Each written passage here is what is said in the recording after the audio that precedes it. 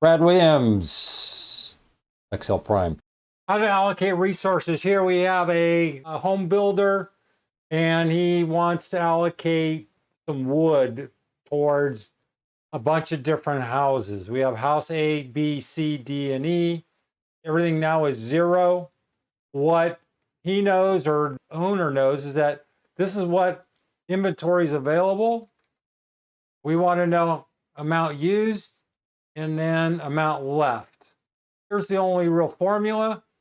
We have G6 minus H6. The numbers here, you're going to put those in, whatever number you want. You're also going to put unit profit per house. The number to build would be the responsibility of solver. And then our goal here is to maximize profit. Let's just throw in some numbers. Let's just go 5, 6, 2, go 3, 8, 4. And you can see amount used and amount available. Why? Well, because we have the numbers are going to be a little crazy because they're multiplying this amount used. We have a sum product here. And this is just some random numbers. So don't worry about this right now. Go 4, 2, 6, 1, 0. Go 0, 3, 1, 5, 5. These are just random numbers. 2, 6, 0, 8, 4. And insulation, let's go 5, 5, 5, 5, 5. Buckets 5, 6, 8, 2, 0, 1.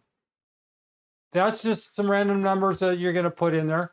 What are we trying to do? We're trying to maximize this, and we want to make sure the amount left is greater than equal to 0. We can't have a negative amount here.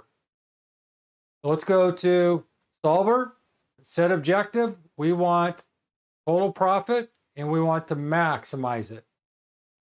We want to do what? We want to change the number of homes built subject to I being greater than 0. So we're going to hit add, and we're going to make sure this is greater than or equal to what? 0. Hit add. We're going to make sure this is greater than equal to 0. We're going to add, making sure that plywood is greater than equal to 0. We want to make sure the sheetrock greater than equal to 0. And then insulation greater than equal to 0. And last, nails, we want greater than equal to 0. Hit OK, don't hit add. Make sure it says 8, 6, 7, 8, 9, 10, 11, and everything is 0. We have make unconstrained variables non-negative.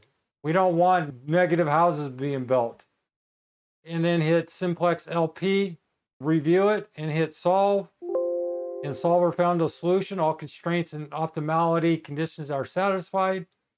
Here is where we stand. We minimized and maximized.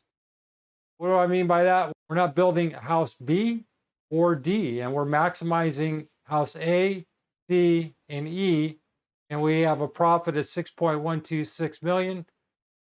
What are our resources here? We had 450 2x4s. We used 371. We have 600 lumber. We used only 149. How about plywood? We used all the plywood we could. There's a constraint there. That means there's a shortage of plywood, which is holding up. It's a supply chain issue. Here we have sheetrock. We only used 275, and then we used all the insulation and all of our nails. So you can see where the supply chain kind of screwed everything up here. That's a quick and easy way to use solver to come up with a darn good answer in identifying constraints.